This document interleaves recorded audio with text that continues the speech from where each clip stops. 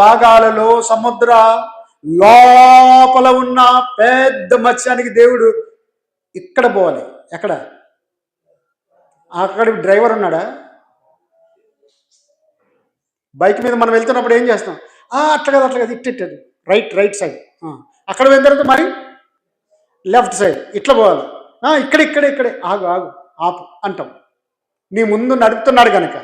మరి అంత పెద్ద తిమింగలం వస్తూ ఉంది. అది దాని ఆహారం కొరకు ఎక్కడెక్కడో పొడవట్లు పడతా ఉంది. ఇప్పుడు దేవుడు ఏం చేశాడు తెలుసా? ఎక్కడికి తిప్పాడు? ఆ ఓడ దగ్గరికి పరిగెత్తాలా, పరిగెత్తు. అతగాడు చావుకు సిద్ధమైనాడు. నా మాట లెక్క చేయకుండా పడేయండి అన్నాడు. వాళ్ళు పడేయడానికి సిద్ధపడ్డారు. ఎందుకంటే వాళ్ళు కాపాడబడాలి కనుక. ఓహో, నిన్ను పడేస్తే చాలా? అవును. అలాగే యేసుక్రీస్తు చావాలి. చస్తేనే లోకం బతుకుతుంది. ఎవరు చంపాలి? యోనాని ఎవరు పడేయాలి? ఓడలు ఉన్న వాళ్ళే పడేయాలి. లోకంలో ఉన్న యేసుస్వామిని ఎవరు చంపాలి? లోకంలో ఉన్న వాళ్ళే చంపాలి. దేవుడు అలాగే పంపించాడు. కాబట్టి యోనాను కాపాడుకోవడానికి వెంటనే దేవుడు దాన్ని అట్టు తిప్పేశాడు. చూసాడా? దేవుడు చెప్పినట్టుగానే అది కరెక్ట్గా వెళ్ళి ఆ ఓడ దగ్గర నిలబడి నోరు తెరుచుకుంది. అలాగే యోనాను 2 కాళ్ళు 2 చేతులు పట్టుకొని ఉయ్యాల జంపాలనుకున్నాడు. బాగా ఊపుతున్నారని. ఊపేది కాదయ్యా, ఊసేస్తున్నాం నిన్ను. గమనించారా? అలాగ ఓడలో నుంచి పాడేసేటప్పటికి కరెక్ట్ నోట్లు వేసుకోండి. ఏది? వెళ్ళిపోయింది. లోతైన జలములలో లోతున వినబడు స్వరమా, లోబడుటకు నేర్పించి లోపాంబులు సవరించి, లోనోన ఈవులలో లోటైన నా బ్రతుకు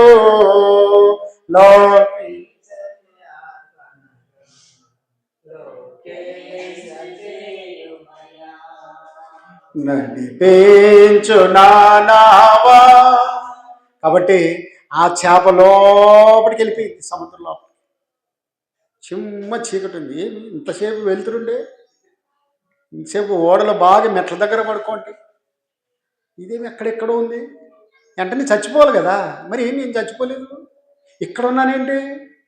అయ్యో, అంత నాసు ఉంది, జల్లు ఉంది, ఎక్కడో ఉంది. అక్కడనే మోకాళ్ళు ఉంచాడు, ప్రార్థన చేశాడు. దేవునికి స్తోత్రం. కాబట్టి లోతుల్లో నుండి స్వరం ఎక్కడ వినపడుతుంది? ఏ మొబైల్ లేదు అప్పుడు, ఏ సెల్ లేదు, టచ్ సెల్ లేదు, ల్యాండ్ సెల్ లేదు. అక్కడ మొరపెడితే పరలోకంలోకి వినపడిందండి. అబ్బా, యెహోవా నా మొరలాలకించెను, తన మహాదయను నన్ను గణించెను. యెహోవా నా మొరలాలకించెను, తన మహాదయను నన్ను గణించెను. గమనించరే? ఎక్కడున్నా కూడా ఆయన ప్రార్థన వినేవాడు. అందుకొరకే దేవుడు అంటే ఎలా ఉండాలి? సర్వశక్తిమంతుడే ఉండాలి. నువ్వు సముద్రం లోపల మొరపెట్టినావా? నాకేం ఫోన్ చేయలేదే, నాకేం ఫోన్ రింగ్ కాలేదు, అట్లాంటివి ఏమి ఉండవు. ఆయనకు వినపడతాయి. అందుకొరకే ఆయన సర్వశక్తిమంతుడు. 3వ రోజు బయటకు అక్కివేయాలి చేప అనగానే, అట్లాగే దేవా. మరి 3 రోజుల వరకు అదేం చేసింది తెలుసా? అరిగించుకోలేదు, ఇంకో పని చేయలేదు, అట్లనే ఉంది. 3వ రోజు అలాగొచ్చి ఒడ్డున కక్కివేసి మళ్ళా సముద్రంలోకి వెళ్ళిపోయింది. అబ్బా, ఏంటండి! 1972లో టైటానిక్ షిప్ తయారు చేశారు. టైటానిక్ ఓడ, ఒక పెద్ద ఓడ. ప్రపంచంలో అలాంటి ఓడ లేదు, అలాంటి ఓడ ఎవరు తయారు చేయలేదు. 5,000 మందిని పడుతుంది. ఎంతమందిని? 5,000 మందిని పడుతుంది. అందులో అందరికీ ఇండ్లు, అందులో స్కూలు, అందులో పార్కు, అందులో సినిమా థియేటర్లు, అందులో అంగళ్ళు, బజారు ఎట్లుంటుంది అట్లనే. గమనించారా? సుమారు 7 అంతస్తులు, అంత పెద్ద ఓడ, అందులోని క్లబ్బులు, అందులోని ఆటలు పాటలు అన్నీ, ఏం కావాలంటే అన్ని వసతులు ఏర్పాటు చేసేసారు. సముద్రంలో ప్రయాణం మొదలుపెట్టారు. దాని లోపలికి వెళ్ళి చూసిన వాళ్ళందరూ, అబ్బా ఏం బాగుంది, ఏం బాగుంది, ఎంత బాగుంది, ఎంత బాగుంది, లగ్జరీ లగ్జరీ. చాలామంది ప్రేమించుకున్న వాళ్ళు, యువకులు, లవర్స్ ఎక్కారు. అందులో బ్రాందీ షాపులు, విస్కీ షాపులు, అన్నీ, దాన్ని ఏమంటారు, క్లబ్బులు, డ్యాన్స్ చేసే క్లబ్బులు, సినిమా థియేటర్లు, అన్ని రంగాలు ఉన్నాయి. పిల్లలు ఆటాడుకోవడానికి అన్ని రకాలుగా ఉన్నాయి. కొంత ప్రయాణం చేసిన తర్వాత వాళ్ళు అనుకుంటున్నారు, ఇక దేవుని పని కథం,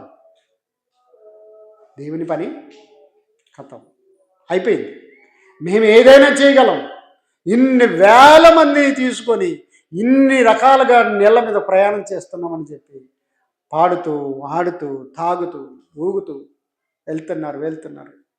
ఓ రోజు మధ్యరాత్రి సమయంలో చిమ్మ చీకటి, సముద్రంలో ఎక్కడా ఏం కనిపించదు, ఏ దేశం కనిపించదు, అంత మబ్బే కనిపిస్తుంది. వీళ్ళున్న ఓడ మాత్రమే లైట్లు ఉన్నాయి. గమనించారా?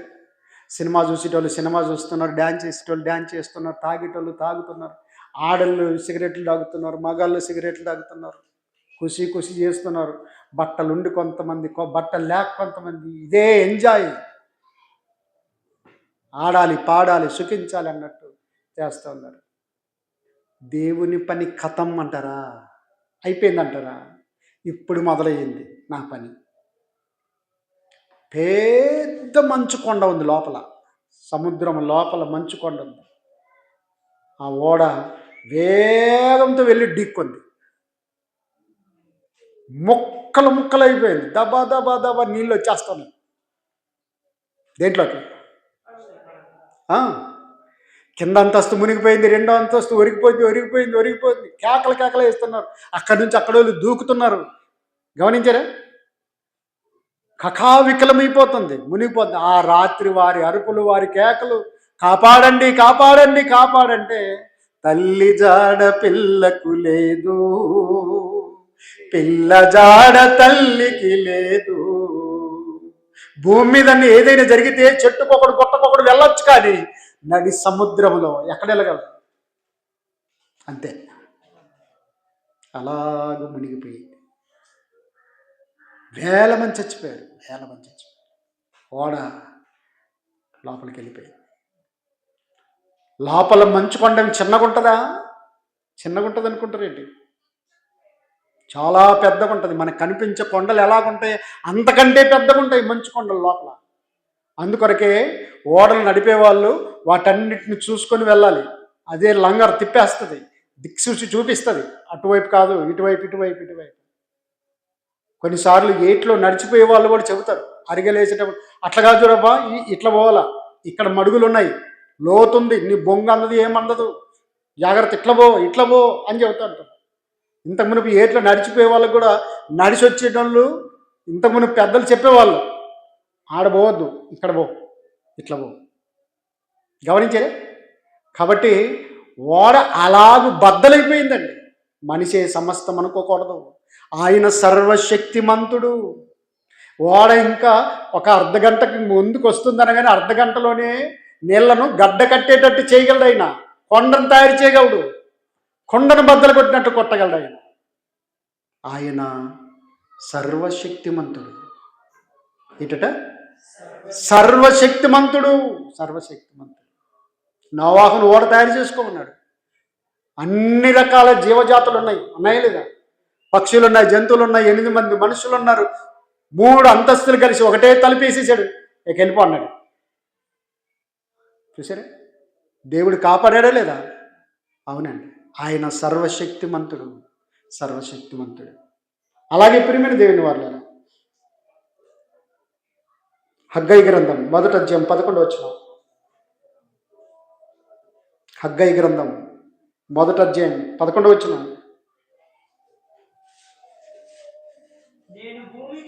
నేను భూమికిని పర్వతములకును అనావృష్టి కలుగజేసితిని.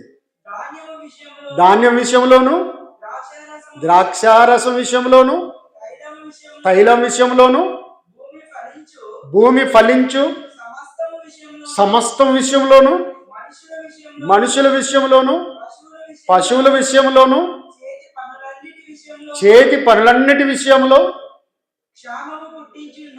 మంచిదండి. మనకు జబ్బులు ఏమొస్తాయి చెప్పండి అక్క? జబ్బులు ఏమొస్తాయి? జ్వరం వస్తుంది, దగ్గు వస్తుంది, ఆయాసం వస్తుంది, పడిశం వస్తుంది, కీళ్ళ నొప్పులు వస్తాయి, తలనొప్పులు వస్తాయి కదా, క్యాన్సర్ వస్తుంది, ఎయిడ్స్ వస్తుంది, గుండె జబ్బులు వస్తాయి, కిడ్నీ జబ్బులు వస్తాయి, కరోనా వస్తుంది, ఇంకా షుగర్లు వస్తాయి, బీపీలు వస్తాయి, ఎన్ని రోగాలు వస్తాయి. దేవుడు అద్భుతంగా ఏం చెప్పాడు తెలుసా? ఆదియందు దేవుడు భూమికిని పర్వతములకును అనావృష్టి వాటికి జ్వరం వచ్చింది. చూసారా ఏమొచ్చిందంటున్నాను? అనావృష్టి అంటే హగ్గయి 1:11 గమనించారా? కొండలకి భూమికి ఆయన జ్వరము, దగ్గు, ఆయాసం పెడతాడట. అప్పుడు ఏం చేస్తాయి? మీరు బాగా ఆలోచించాలి. నీవు విస్తారంగా పండించుకోవాలనుకున్నావు, కానీ దానికి జ్వరం వచ్చింది, పంట పండదు. ఇప్పుడు మీరే ఆలోచన చేయండి. నేను అన్నం వండాలనుకోండి, నాకు జ్వరం వచ్చింది, చేస్తానా? నాకు జ్వరం వచ్చింది చేయలేనంట. ఇంట్లో ఉన్న వాళ్ళని అడగండి, వీళ్ళందరూ అడగండి. మీ ఒంట్లో బాగలేనప్పుడు ఈ పని చేయండి, చేయగలుగుతారా? ఏమన్నా తిని సావండి, నా పానం బాగలేదు, నన్ను ఎవరు బలకరియద్దని అంటామనమా? అవును, మన ఒంట్లో జబ్బు ఉన్నందువల్ల ఏ పని చేయలేకపోతున్నాం. అలాగే భూమికి జబ్బు వేసింది, పర్వతాలకు జబ్బు వచ్చేసింది, ఆకాశానికి జబ్బు వచ్చేసింది. అందుకొరకు వర్షం సరిగి రావట్లేదు. ఆ వర్షం సరిగి రావట్లేదు కనుక ఈ భూమికి జబ్బు వేసింది. నేను పంట పండను అంటుంది. పండలేను, మందులేస్తాను, మందులు వేసినా పండలేను, నా పని అయిపోయింది.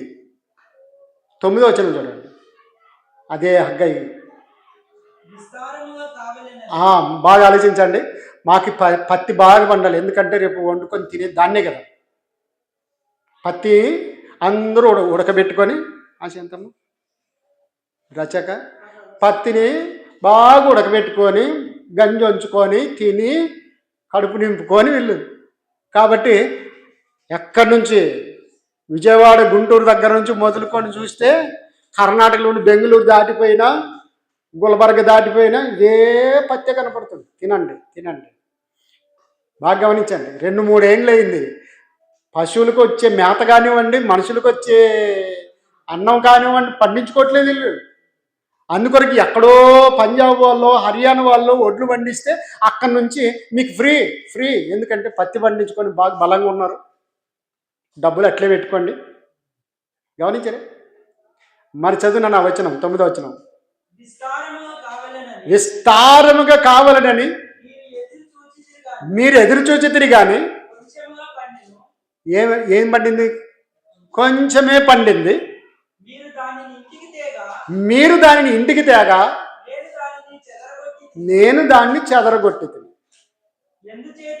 ఎందుచేతనని యెహోవా అడుగుచున్నాడు, నా మందిరం పాడై ఉండగా మీరందరూ మీ ఇండ్లు కట్టుకొనుటకు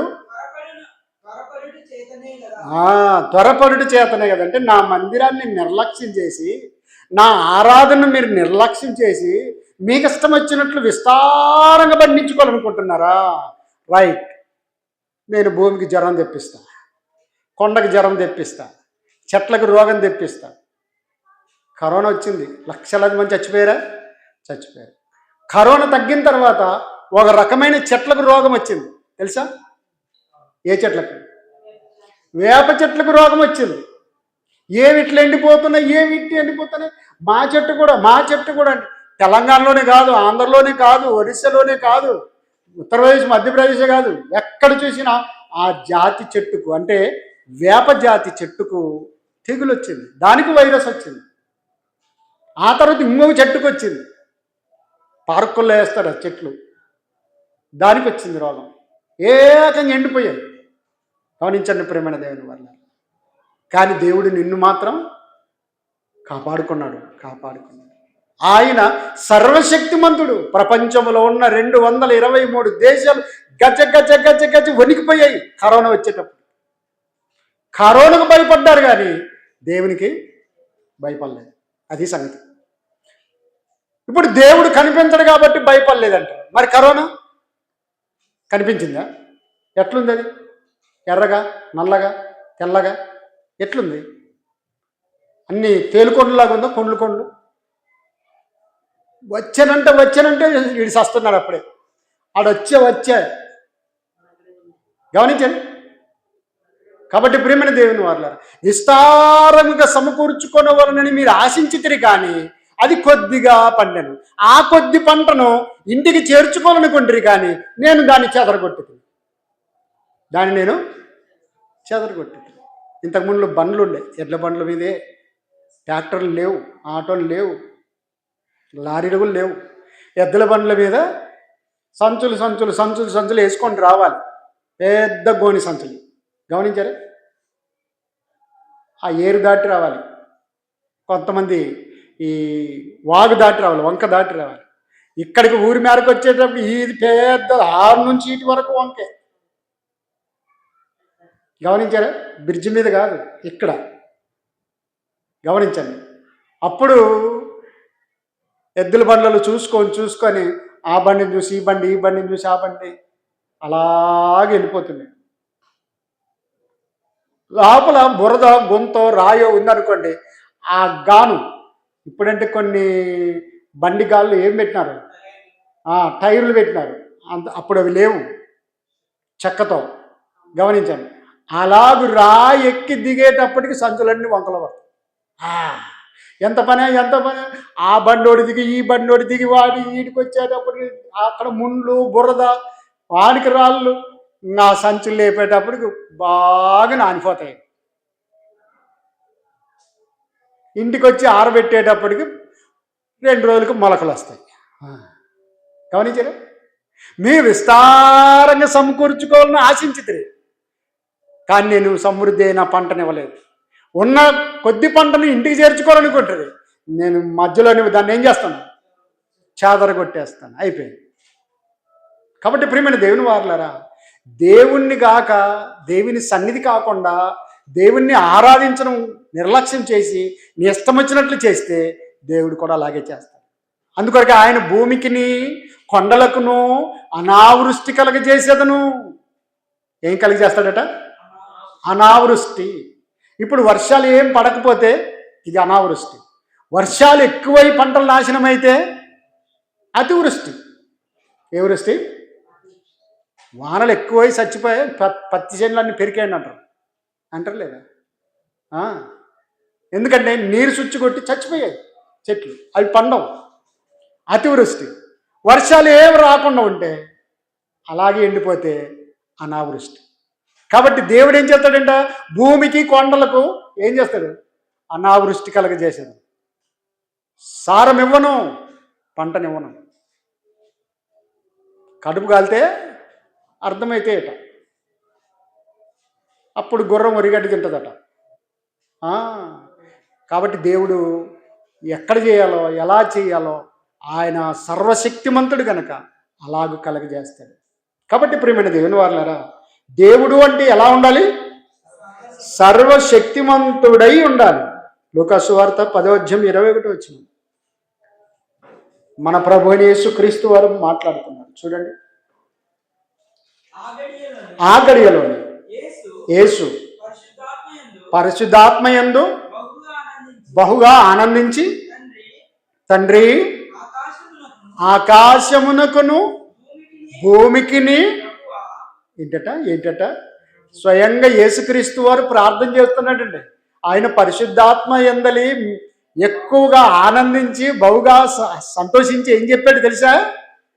ప్రార్థన చేశాడు. తండ్రి, ఆకాశమునకును భూమికిని ప్రభువా అంటే భూమిని ఏలేవాడు నువ్వే, ఆకాశాన్ని ఏలువాడు నువ్వే వాటిని లయం చేయగలవు, వాటిని పాడు చేయగలవు, వాటిని మడతెట్టగలవు, ఏమైనా చేయగలవయ్యా, వీటన్నిటికీ ప్రభు నువ్వే అని ఎవరు ప్రార్థన చేశారు?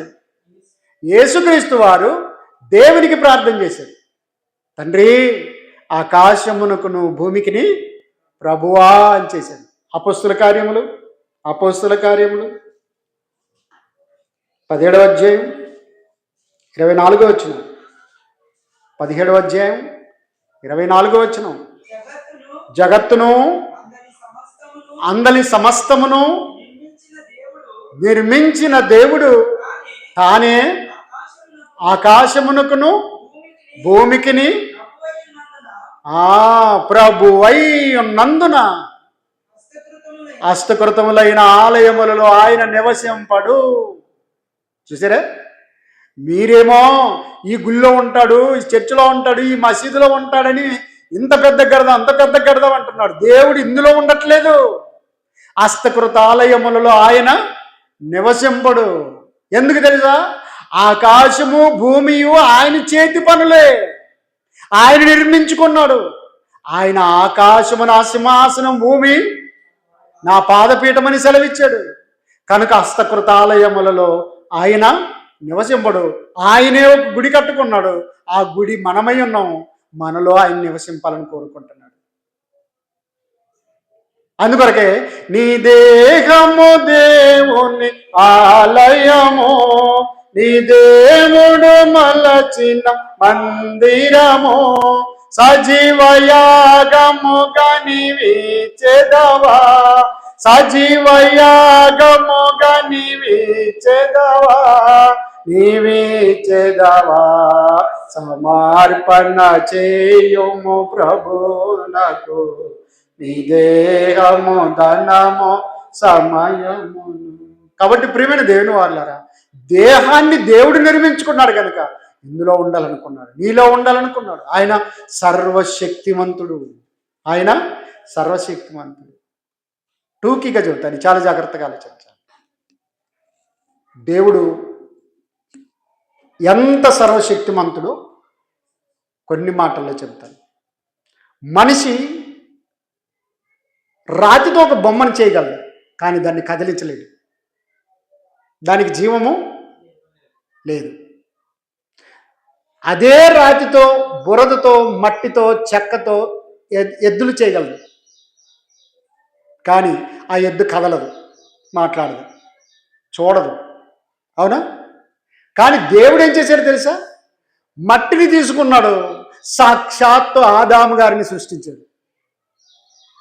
ఆదాము కదులుతున్నాడు, చూస్తున్నాడు, నడుస్తున్నాడు, మాట్లాడుతున్నాడు లేదా? తింటున్నాడు, తాగుతున్నాడు, వింటున్నాడు. ఎస్, దేవుడు సర్వశక్తిమంతుడు.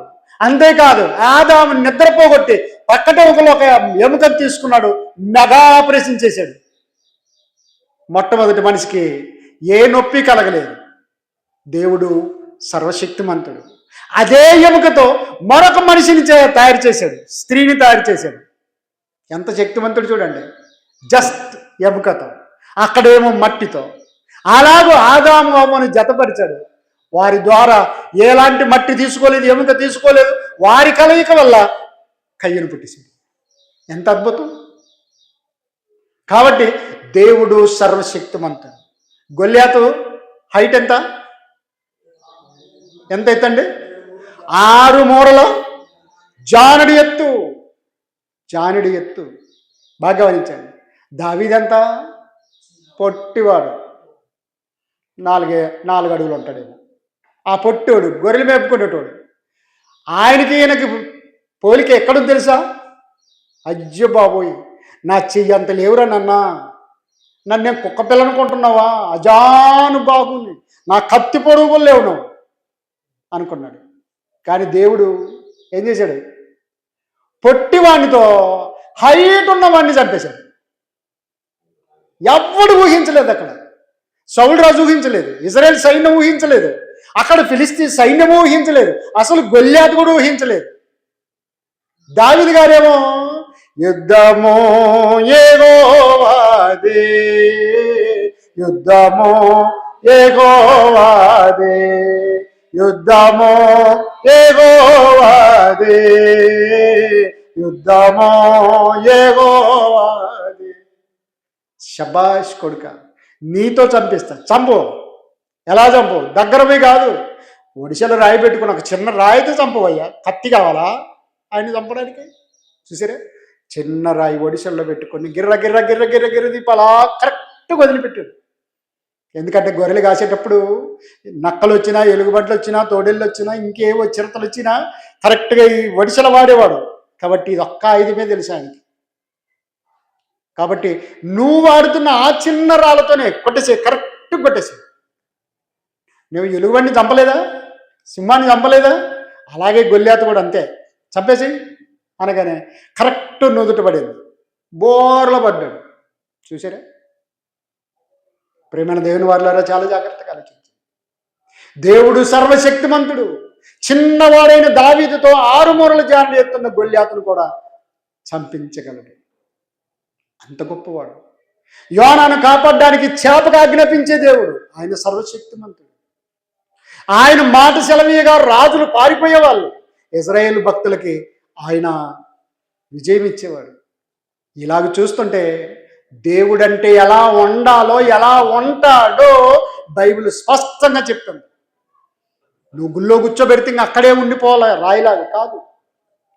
చెక్క బొమ్మలో గూట్లో కూర్చోబెడితే గూట్లో ఉండిపోవాలా, అది కాదు దేవుడు. బాగా గమనించారా? కాబట్టి ప్రియమైన దేవుని వారులారా, దేవుడు అంటే సర్వశక్తిమంతుడై ఉండాలి. ఏమై ఉండాలి? సర్వశక్తిమంతుడై ఉండాలి. సర్వశక్తిమంతుడైన వాడే దేవుడు. అమెరికాను కాపాడగలడు, ఇండియాను కాపాడగలడు, పాకిస్తాన్ని కాపాడగలడు, ఇజ్రాయెల్ని కాపాడగలడు. అవునా? గమనించండి ప్రియమైన దేవుని వల్ల, భూప్రపంచం నలుదిక్కలున్న వారిని కాపాడుకోగలడు ఆయన. నలుదిక్కలున్న జీవకోటిని పోషించగలడు ఆయన. ఆయన సర్వశక్తిమంతుడు. వర్షాన్ని రప్పించగలడు, వర్షాన్ని ఆపగలడు ఆయన. సముద్రాన్ని రప్పించగలడు, సముద్రాన్ని చీల్చగలడు. అరణ్యములో ఏ వంట, ఏ పంట లేకపోయినా ఆయన ఇజ్రాయేలును పోషించగల దేవుడు. కాబట్టి ఆయన సర్వశక్తి మంతుడు. ఎప్పుడైనా సేవకి వెళ్తామనుకోండి, మనం ఒక 10 మంది వెళ్ళామనుకోండి, ఒక ఇద్దరికైతే మా ఇంట్లో సరిపోతుంది, కానీ మిగతా వాళ్ళకి ముందుగానే చెప్పిండే వండేస్తుంటామంటారు. అవునా? ఉంది, కానీ ఇప్పుడు లేదు కదా. బియ్యం అన్నీ ఉన్నాయి, రైస్ ఉన్నాయి, కానీ కొంత టైం అవుతుంది వండాలంటే. గమనించారు? కానీ దేవుడు లక్షలాది మందిని అరణ్యంలో ఏం చేశాడు? మోషే ప్రార్థించగా మన్నాను కురిపించితివి. చూసారా? ప్రార్థించవయ్యా, నీకు ఆహారం కావాలి కదా, నేను పోషిస్తాను. మరి డేగిసీలు ఎక్కడ తేవాలి? ఆ పాత్రలు, సాంబారు బకెట్లు, సాంబారు గంటెలు, హస్తాలు, గమనించారు? ఆ కూరగాయలు, ఆ కట్టెలు, మంట, ఏంటిదంతా మీరే వండుకోక్కర్లేదు, నేను గురిపిస్తాను, గంపల్లో ఎత్తిపెట్టుకొని తినండి అంతే. చూసారా? ఆయన సర్వశక్తి మంతుడు. దేవుడు అంటే ఎలా ఉండాలి అంటే సృష్టికర్త అయి ఉండాలి, సర్వాధికారి అయి ఉండాలి, పరిశుద్ధుడై ఉండాలి, సర్వాంతర్యామి ఉండాలి, శాశ్వతంగా ఉన్నవాడై ఉండాలి, సర్వరక్షకుడై ఉండాలి, అలాగే సర్వశక్తి గలవాడై ఉండాలి. 8 విషయాలు మీకు తెలియపరచాను. ఇంకా ఉన్నాయి. దేవుడు అంటే గుడ్డిగా నమ్మకండి, ఎవరిని పడితే వారు దేవుడు అనకండి. కాబట్టి ప్రియమైన దేవుని వారులారా, దేవుడు అనగానే సర్వ శక్తిమంతుడై ఉండాలి. అలాగూ సర్వశక్తిని అందు మనం విశ్వాసం ఉంచాము. ఆ సర్వశక్తిని, లోకాన్ని సంపాదించుకోవాలంటే నమ్మకంగా ఆయన కొరకు బ్రతికి పరలోకం చేజిక్కించుకోవాలి. దేవుడు తన మాటలను మన హృదయంలో ఉంచి ఫలింపజేయును గాక. దేవునికి స్తోత్రం, దేవునికి స్తోత్రం.